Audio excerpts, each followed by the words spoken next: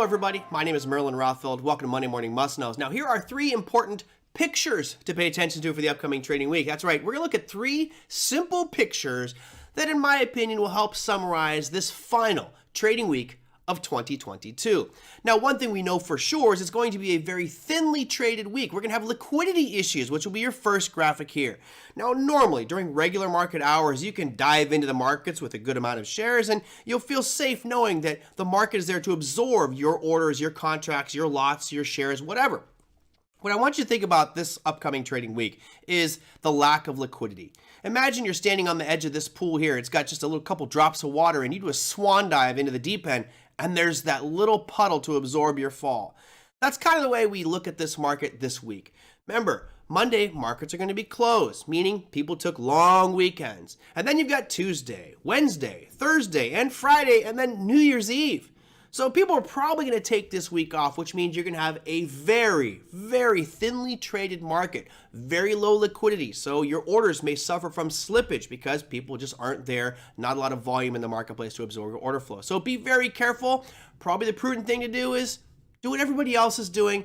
Take a long holiday, take that last week off. But if you do feel like you have to go out there and trade or maybe even start making some investments, here's an interesting one.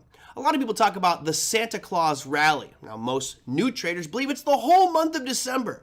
Well, no, it's not.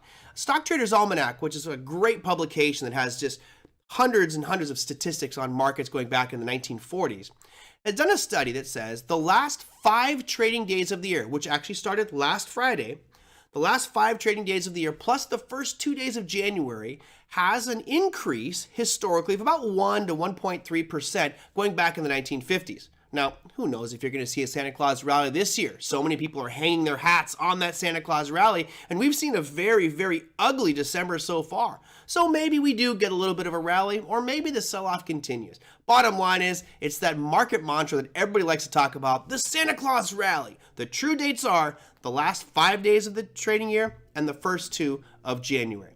And our final piece.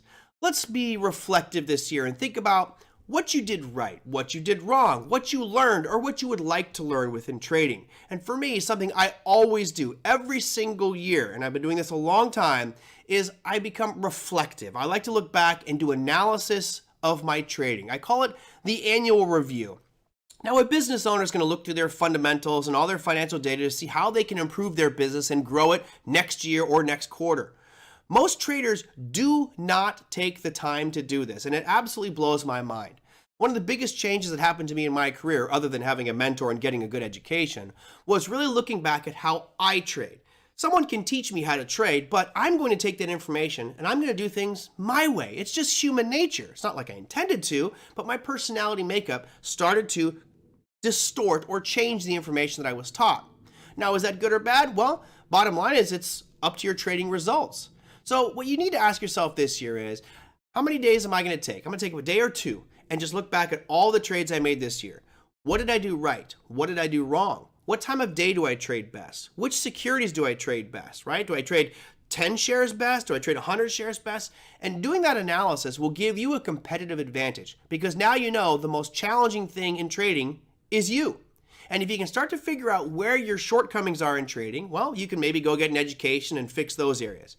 If you know that it's because of maybe your stop losses aren't set properly, well then learn how to set those stop losses appropriately and don't suffer those same losses next year. For many people, it's about getting deeper education. And for those of you who are Online Trading Academy graduates, retake some of your classes. You should schedule it on the calendar. Go out there, talk to your counselor and say, hey, I'd like to retake my futures or my options or my Forex or my cryptocurrency class. Put me on the calendar. You'll learn something new from every instructor that you take a class from at Online Trading Academy. And bottom line is, it's about helping you achieve your goals.